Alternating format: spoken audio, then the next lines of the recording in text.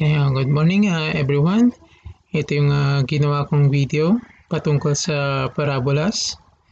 And ang objectives natin dito, una ay define the parabola. Pangalawa ay determine the equation of a parabola in standard form. Then yung pangatlo ay sketch a parabola in a rectangular coordinate system. So, kunin natin yung unang objective, which is definition of a parabola. Parabola is locus of all points in the plane whose distances from a fixed point F and a fixed line L not passing through F are the same. Okay, this is the set of points or locus of points from the definition. So, pag sinabing locus of points or set of points, maraming points. And yung distance nito from the fixed point F and yung fixed line L are the same. Okay? So if this is balik natin.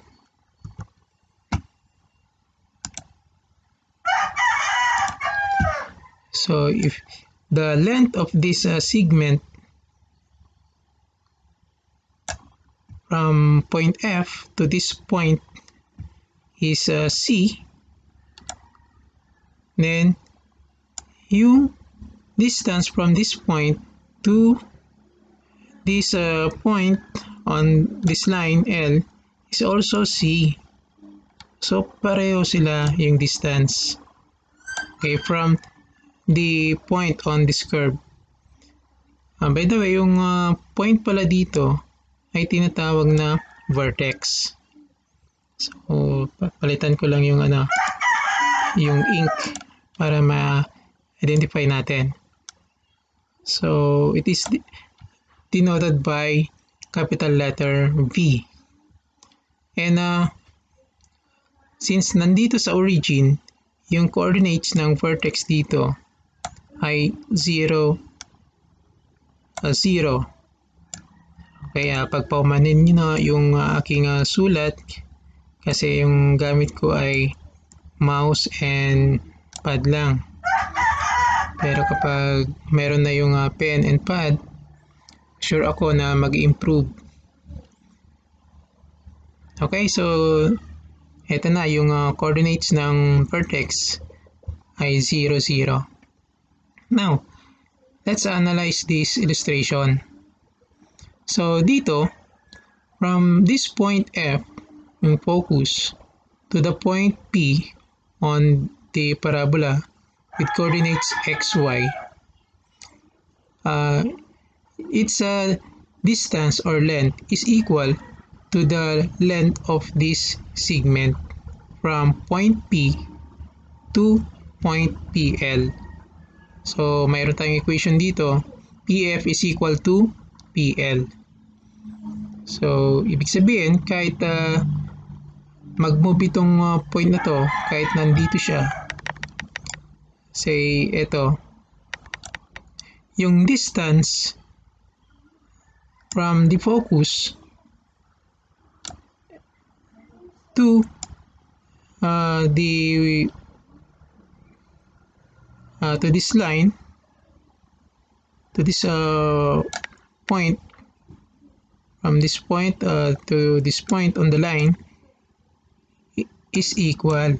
So, lagyan natin ng mark. Ibig sabihin, equal sila. Okay.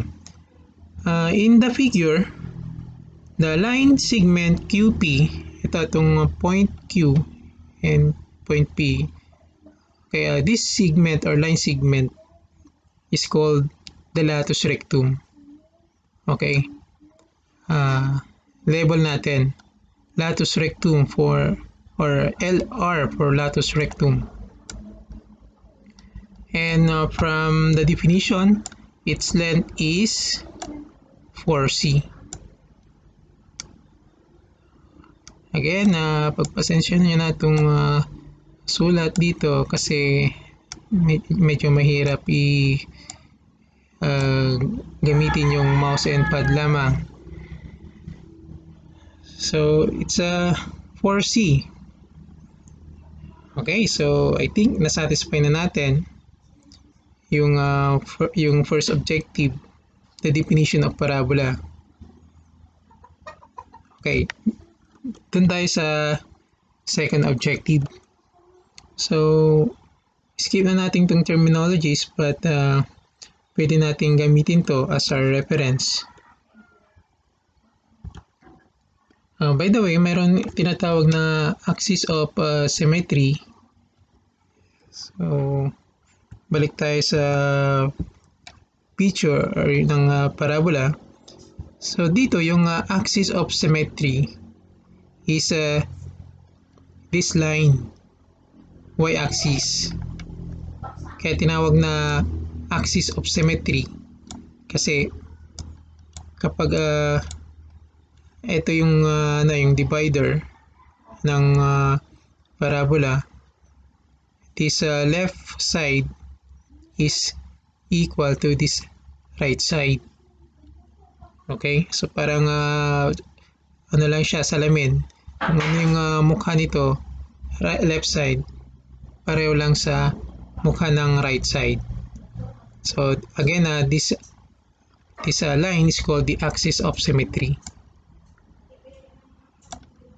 So axis of symmetry, or simply ano na lang, ES.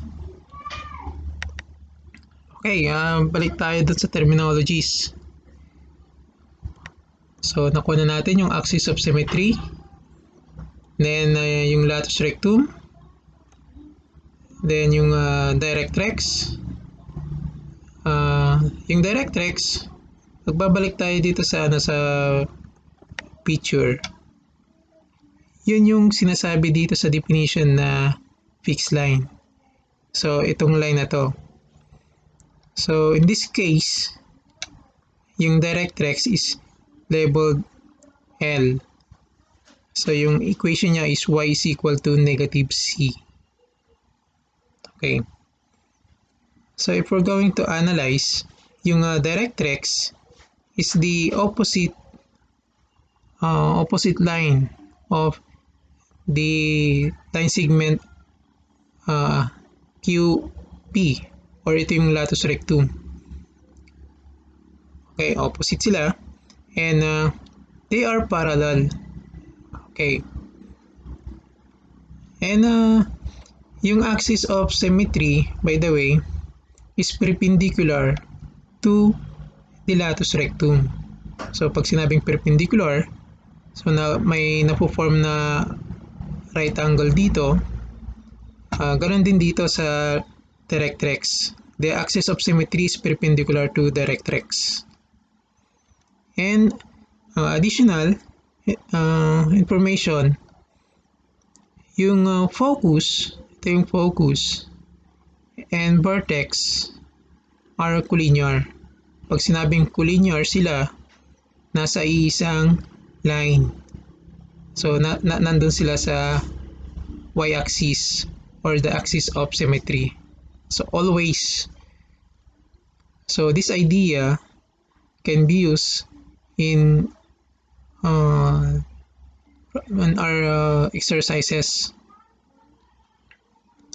Next, dun tayo sa second objective.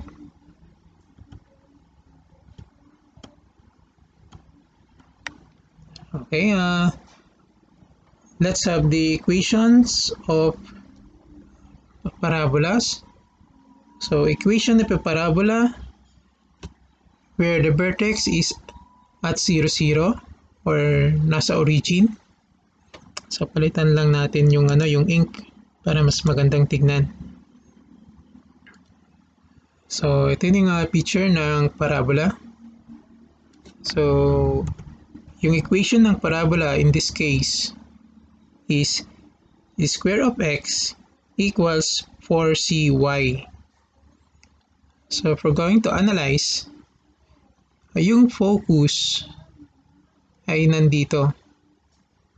So, again, kapag ganito yung case, yung parabola opens upward, yung focus nandito sa loob. And always nasa loob naman. And yung directrix ay laging nandito sa labas. Okay. So, yung vertex, of course, 0, 0 siya. Now, pag ganito yung coordinates ng focus, 0, C, yung distance ng focus from the vertex is C. So, remember, ito yung vertex. Itong point na to. And the distance from the vertex to this point of intersection between y-axis and the directrix is also C. Okay? So, the equation of the directrix is y is equal to negative C. Okay. So, dito tayo sa left side ng information. Focus is at 0, C. So, okay na dito. Okay na dito. Now, the axis of symmetry is x is equal to 0. So, pag sinabing x is equal to 0, so nandito yung 0 value ng x. Yung x is equal to 0 is this line, yung y-axis.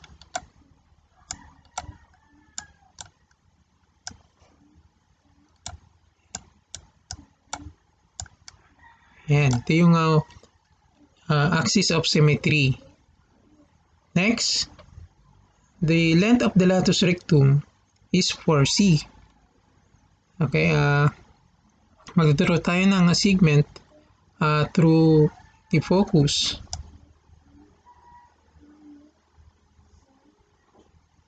So, accurate drawing, hindi ganito. So, yung distance from this point to this point is 4C. Palitan lang natin yung ink.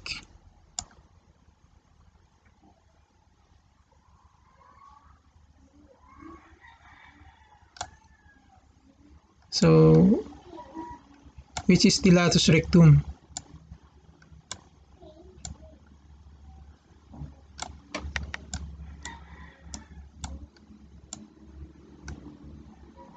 So, sabi ko nga, hindi masyadong maganda yung sulat. Pero kapag dumating na yung pen and drawing pad, mas maganda na. So, LR or yung latus rectum is equal to 4C. So, what are the coordinates of this point? So, yung point na to, at saka ito, ang tawag dito is ends of latus rectum. Yung coordinates ng n, ng this n of the latus rectum are negative 2C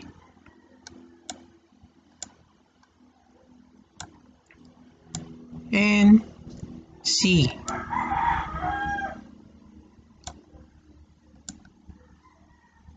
So, let's analyze.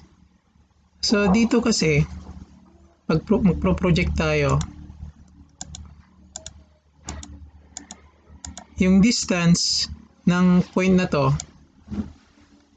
from the vertex is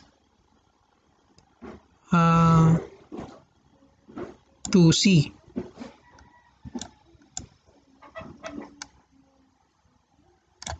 Pero since nasa left side siya, yung sign niya is negative.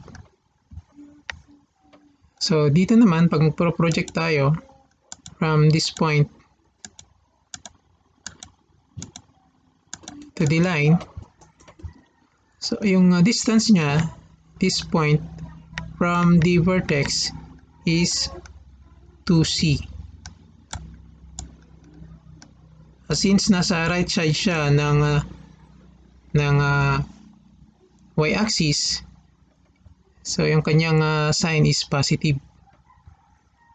So ganito yung yung first equation.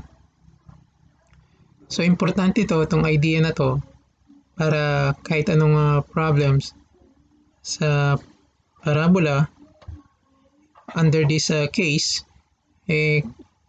kayang-kaya natin.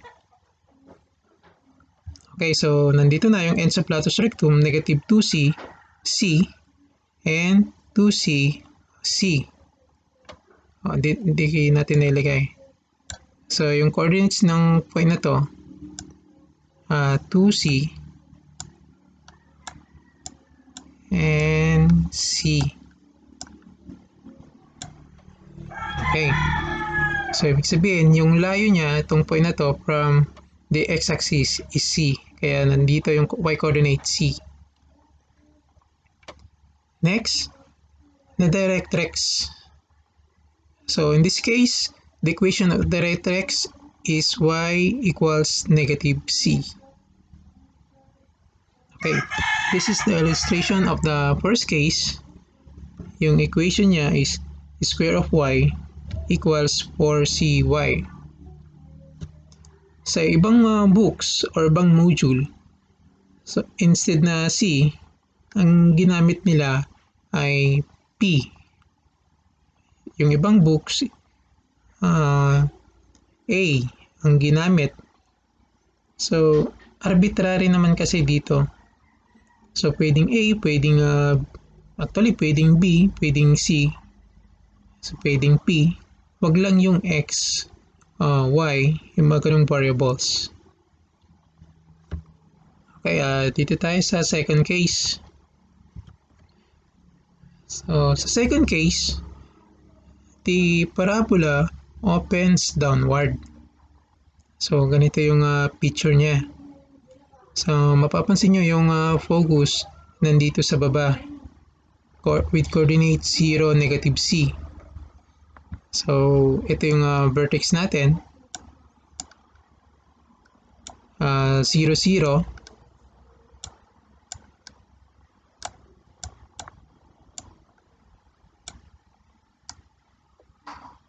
Yan. So pag sinabing negative c dito, yung distance niya na yung focus from the vertex is c. Okay? So pag sinabing distance kasi always positive. Pero pagdating sa coordinates, nandun na yung talagang sign.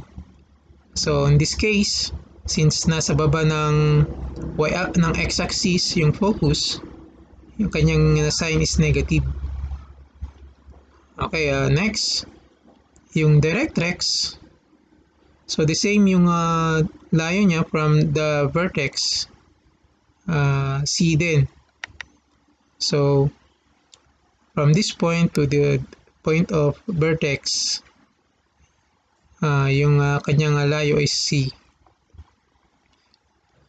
Next, the axis of symmetry, the same sa unang case natin. Ito yung axis of symmetry, or ito yung nagdi-divide sa parabola into two equal parts. Yung kanyang equation is x is equal to 0. Ayan. Next, the latus rectum. So the length of the latus rectum is 4c, and the coordinates of the ends of the latus rectum are negative 2c, negative c, and 2c, c. So paano natin locate? So nasaan ang mga ends of latus rectum dito? So usually nagdo-draw tayo ng line through F parallel to the directrix.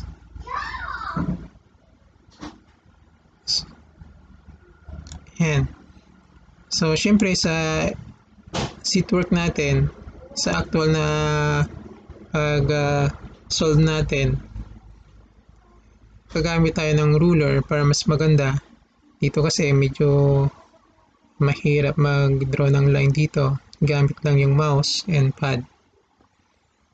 So dito, yung palitan ko lang yung ink ng red. Yung coordinates dito ng end ng latus rectum. So since yung length nito, itong half ay 2c, yung x coordinate dito ay 2c.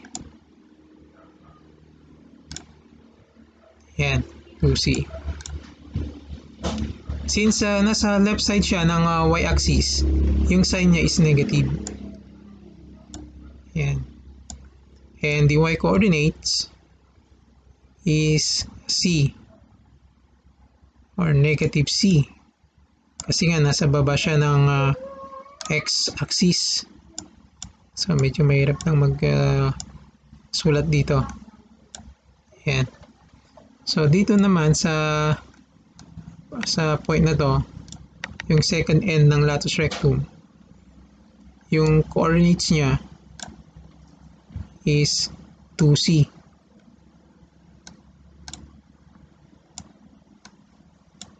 So again, yung 2c, yung layo from this point to the focus, or from this point to the line of symmetry. Ayan, yung kanyang y coordinate is negative c. Ganyan. Next, the directrix, of course, nandito sa taas ng x-axis. Yung kanyang equation ay y is equal to c. So ganun sa second case. So again, the equation of the second case is the square of x equals negative 4cy. Next, let's have the third case. Yung third case, the equation is the square of y equals 4cx. See the direction of the opening ng parabola. It opens to the left. Okay, ito yung vertex, 0, 0 yung coordinates. And ito yung focus with coordinate c, 0. So ito yung ends of the latus rectum. So mapapansin nyo dito, yung ends of the latus rectum and the focus are collinear. So pare-pareho yung x coordinates. Pag C dito, C din dito sa focus, and C din dito sa second end ng latus rectum. Pero pagkakaiba sila sa y coordinates. So dito, yung y coordinate ng point na to is 2c, or ito yung layo from the focus to this point, 2c. So dito naman, since it's along the x-axis, yung y coordinate niya 0. Then yung second end ng latus rectum, yung kanyang y coordinate is negative 2c. Next, the opposite line of the latus rectum is itong blue line. Ito yung directrix na may equation na x equals negative c. Okay, kaya ganun lang. This is the illustration of the third case. Then yung fourth case, the parabola opens to the left or left side. So yung directrix nandito sa right side, yung latus rectum nandito sa left side. Okay, yung axis of symmetry is y is equal to 0. So, itong x-axis. So, itong x-axis, yung kanyang equation is y is equal to 0.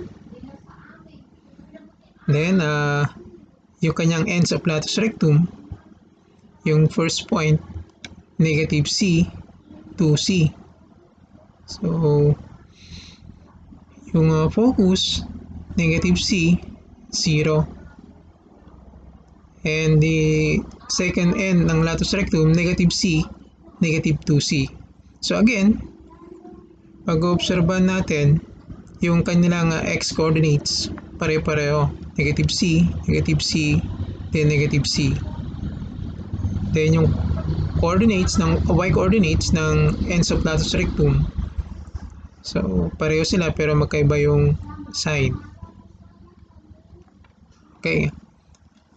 This is the illustration of the fourth case with equation square of y equals 4cx. Let's have the first example. Sketch the parabola square of x equals 4y, showing its focus, directrix, and latus rectum. Okay, nandito na yung solution. So, pag nagsosolve tayo, isipin lagi natin yung given equation. So, dito yung given equation is square of x equals 4y. Then, of course, from the given, dapat may plano tayo para makuha yung required na parts. So, dito yung focus, directrix, and latus rectum. So, paano natin makukuha yung focus, paano makukuha yung directrix, at saka yung latus rectum. So, ano yung idea natin or yung plano natin? First, determine the formula or equation to be used. So, paano natin ma-determine yung formula or yung equation na gagamitin natin? Now, the given equation implies the vertex of the parabola is at 0, 0. So, 0, 0 yung vertex. Dito siguro mas maganda na magkaroon tayo ng plane. So, yung technique kasi dito, i-plot agad yung makuha nating point or yung given points. Gamitin natin dito yung yung Microsoft whiteboard.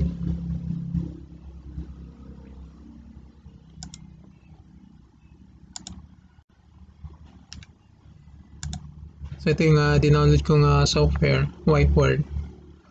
So, balikan natin dito yung nakuha natin. The vertex of the parabola is at 0, 0. So, i-plot natin yung vertex na 0, 0. So, ito yung Cartesian plane. Medyo mahirap mag-draw ng straight line. Ayan. Now, yung point, yung vertex is at 0, 0. Gamit tayo ng ibang ink. So, dito siya. So, ito yung vertex denoted by V. Next, the opening direction is upward. Okay, hence, use the formula or yung equation, standard form, square of x equals 4cy.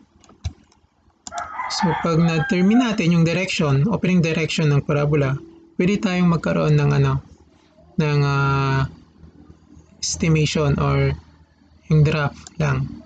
So, ganito lang, basta may pakita lang natin na opening upward. Ganyan. Next.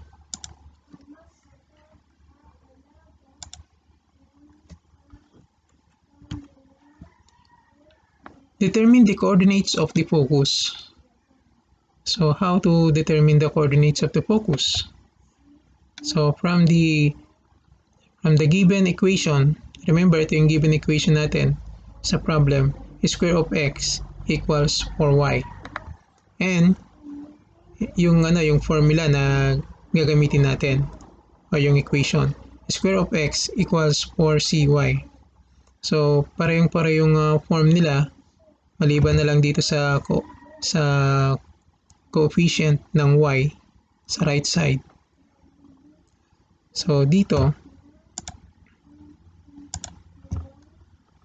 kukunin natin yung coefficient ng y na 4 and yung coefficient ng y naman dito na 4c. Equate natin, kaya meron tayong ganito, 4c from the formula and yung 4 dito from the given equation. Yan. So in-equate natin, yung idea natin dito is determine the value of c. Why? Bakit natin kailangan hanapin yung value ng c? Ano ba yung c? Yung c kasi ito yung distance ng focus from the vertex. So kapag alam natin yung value ng c, kaya na natin malocate yung position or kung nasaan yung focus. Okay, so solving for c, 4c equals 4. By division, divide both sides by 4. So dito, 4c divided by 4, alam natin na 1. Okay, so c na lang yung matitira dito. So dito naman sa right side, 4 divided by 4 is 1. So yan, 1. So c equals 1. So nandito na siya. Now, hence the coordinates of the focus are 0, 1. So paano natin nalaman na 0, 1? Pwede kaya yung 1 plus 0? Balik tayo dun sa whiteboard, sa drawing kanina.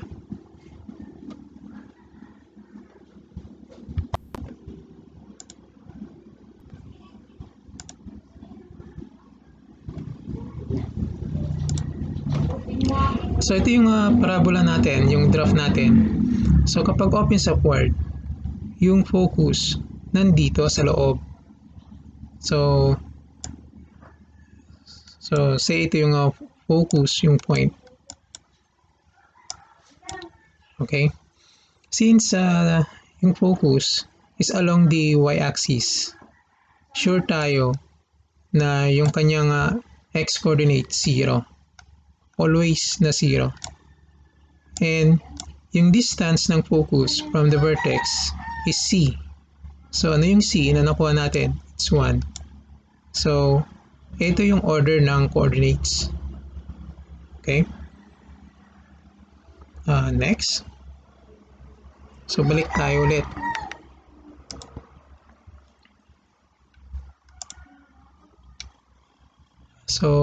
So tama yung nakuha natin. F, the focus with coordinates 0, 1. Oops, lumampas. Balik natin. Next objective, determine the equation of the directrix. So paano natin makukuha yung equation ng directrix? Anong idea dito? Remember yung distance ng directrix to the vertex. Yung kanyang distance is c. So pareho lang sa focus from the directrix. So and yung nakuha nating c kanina is 1. So the equation of the directrix is y equals negative 1. Okay, so balik tayo din doon sa whiteboard.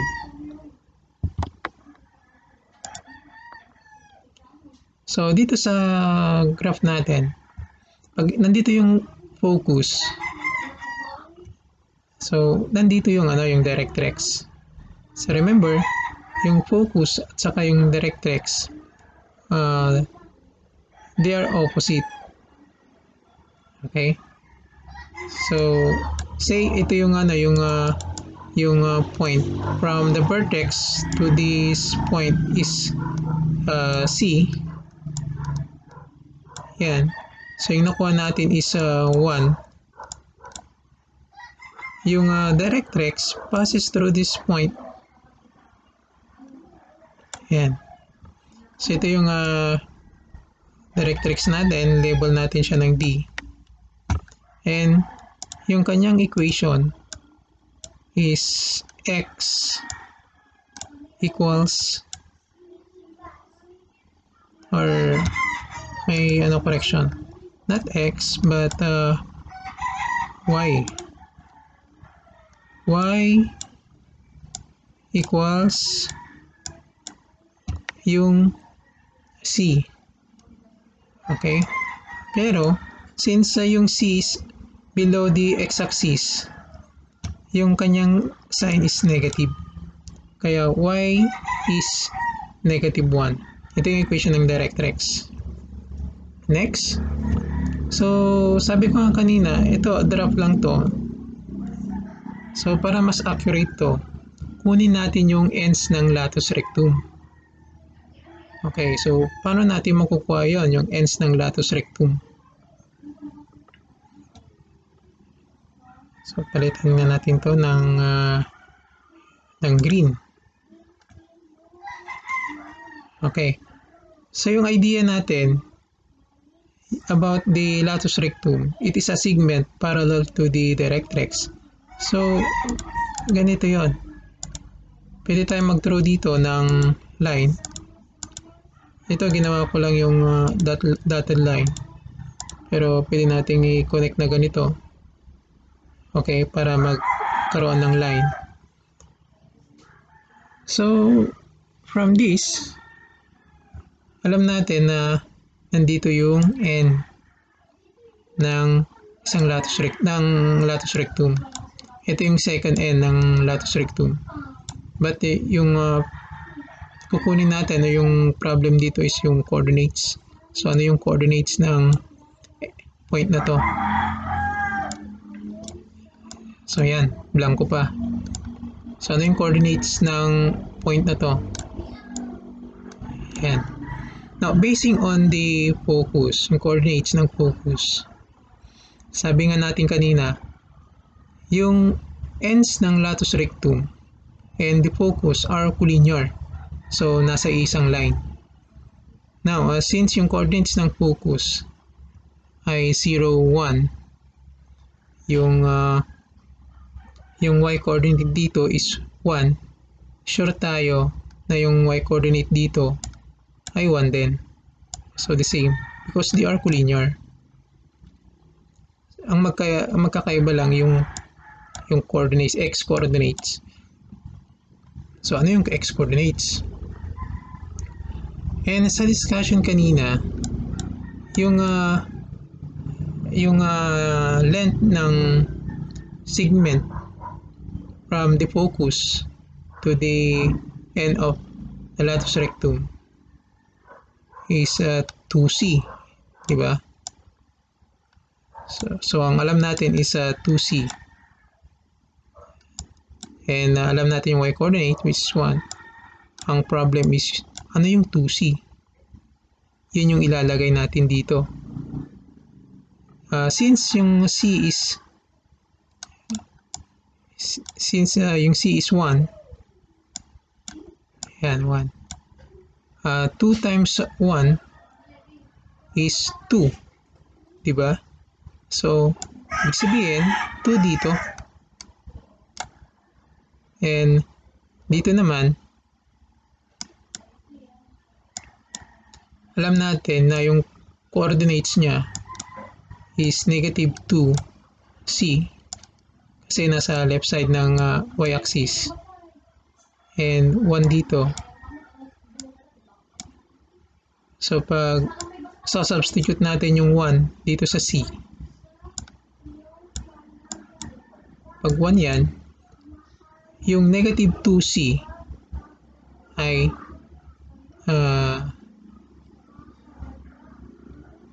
is negative 2, di ba? So, negative 2 ito.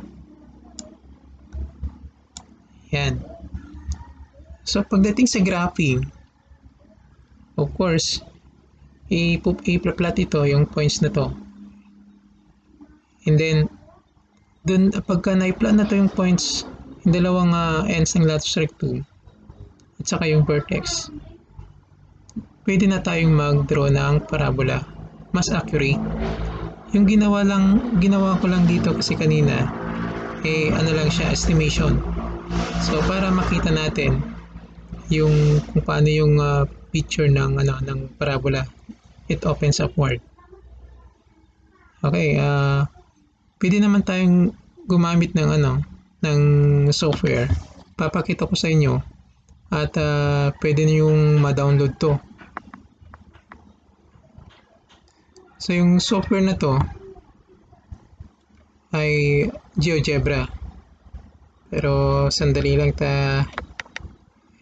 ayan, mas madali pala pag ganun. Ito. So, ito yung ginawa ko kanina. Pero gagawin natin is mag-create tayo ng new window. Ito. So, yung given equation kanina ay x square equals 4y. So, masyado nang maliit to pag sa cellphone na. So, malamang din yun na makikita. Pero, pag gagamitin natin itong software, yung GeoGebra, itatype lang natin yung equation dito sa input. Then, press yung enter button. Then, automatic, mag-create na siya ng graph. So, ito na yung graph. So, ang kagandahan dito sa software na to, pwede nating ma-determine yung kanyang directrix. I-type mo lang directrix. Kaya hindi pa tapos, makikita nyo na magpapop up yung word na directrix. Click nyo lang siya. Then, tatanungin niya kung anong conic or yung conic section or yung equation. So, dito, pwede nyong kopyahin yung x squared equals 4y or simply yung code na lang niya or yung label ng equation. Dito kasi sa pag makikita nyo lang kasi masyadong maliit, pero gawin natin ng paraan. Palakihin natin. Ito kaya. Yan, mas malaki na. Yan, it's better. So, mas kitang-kita nyo na. So, ang gawin natin dito sa input kanina, i-type nyo lang yung directrix. And then, enter nyo lang. Tatanungin niya kayo kung anong equation yon. Pwede yung kopyahin to, equation, x squared equals 4y. Pwede nyo i-type. Pero, since meron lang siyang label, kahit yung label na lang, yung C na lang dito. So, once na tinype nyo yung directrix, that's yung name ng function, automatic, ang lalabas is yung equation ng directrix, which is y is equal to negative 1. So, nasaan yun? Tignan natin dito. Itong line na to. So, pwede nating explore tong software. Pwede nating palitan yung color. Okay, kung saan tayo masaya, say yung red, automatic, magiging red na siya, pati yung equation. Tignan natin kung kaya niyang mahanap yung focus. Type natin yung focus. Okay, may nag-pop up na focus. Okay, click natin. And then yung name ng conic. So, parang kanina, ginamit ko lang yung code C. Then, yun na. Okay, this point A. is the focus. Yung coordinates niya, nandito nakikita nyo sa left side, 0, 1. So, yun yung nakuha natin kanina. Kayang hanapin yung latus rectum. Subukan natin. Latus rectum. Mukhang hindi niya yata makukuha. Yan. Wala. Walang nag-pop up. Ibig sabihin, walang nakistore doon. So, hindi pwede. However, pwede pa naman tayong pwede pa naman nating makuha sa ibang paraan. So, pwede tayong mag-draw ng line.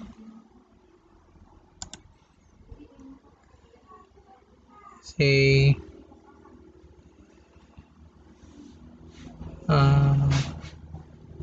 gamitin natin itong perpendicular line.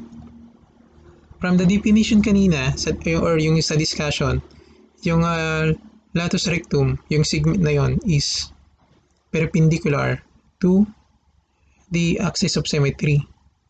So, dito may icon na perpendicular line. So, click lang natin yung yung point. Then, yung line kung saan siya perpendicular. So, dito perpendicular siya sa axis of symmetry, which is the y-axis.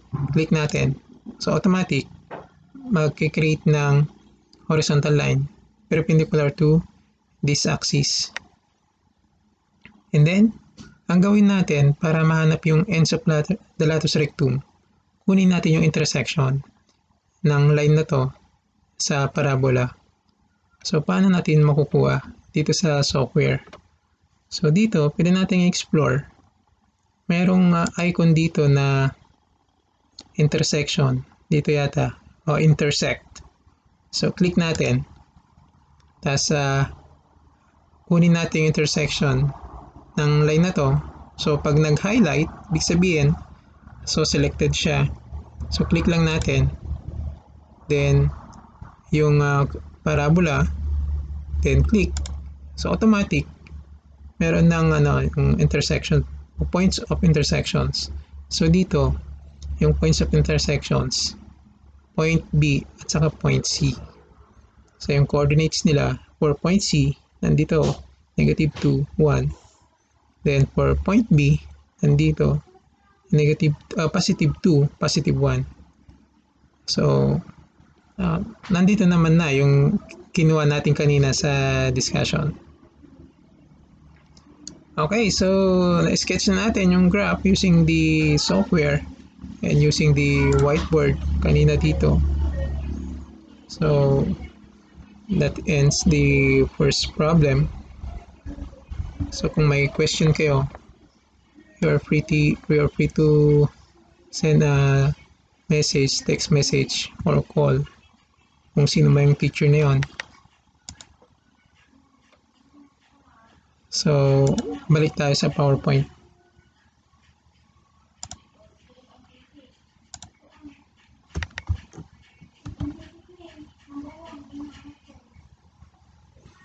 By the way, yung natin, yung latus rectum.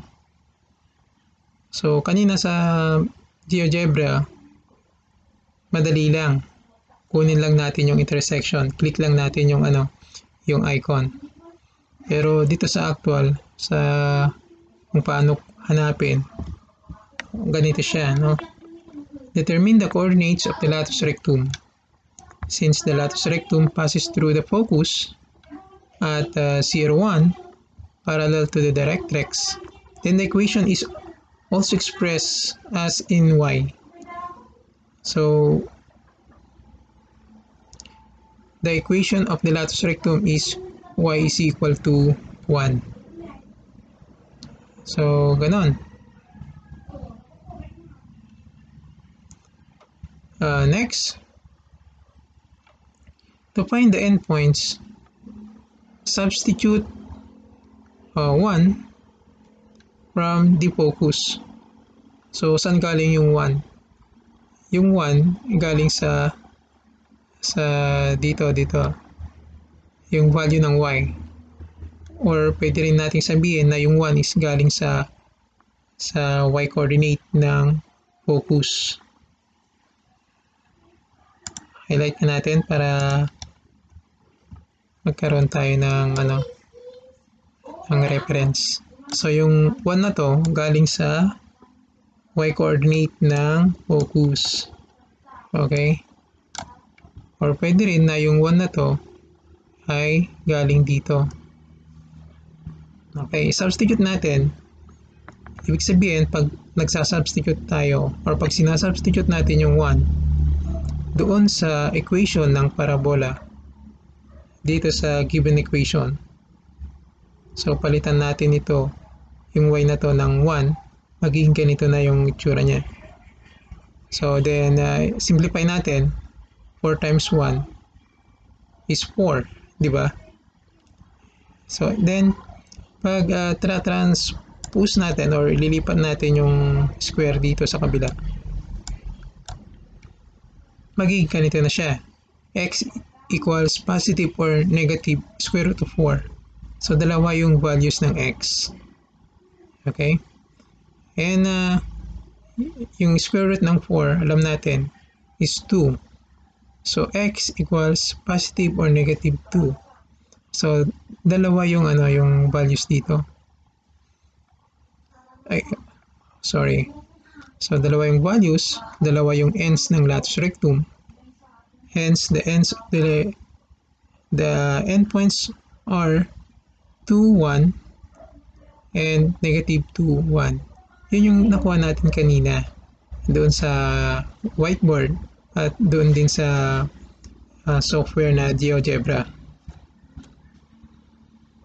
Okay, so nakuha na natin yung focus, nakuha na natin yung directrix and yung ends ng latus rectum. So ano to? So ito yung yung picture ng parabola. Ito rin yung ginawa natin kanina sa whiteboard sa GeoGebra. Okay, so ganon. So let's summarize. Dito, yung technique dito pagdating sa parabola or kahit dun sa ibang sections, conic sections, kapag mayroong given, i-plot ka agad or i-draw ka agad. So para mas kita natin, kasi iyon yung nagbibigay ng clue or hint kung ano ang magiging itsura ng say parabola. Doon tayo makakakuha ng idea kung ano yung susunod nating gagawin. So yun, i-plot ka agad natin, i-draw ka agad natin kung ano yung mayroon o kung ano yung nakuha. Okay? So note the axis of symmetry of the parabola is y is equal to 0. So doon sa parabola kanina, yung axis of symmetry ay ito. Axis of symmetry.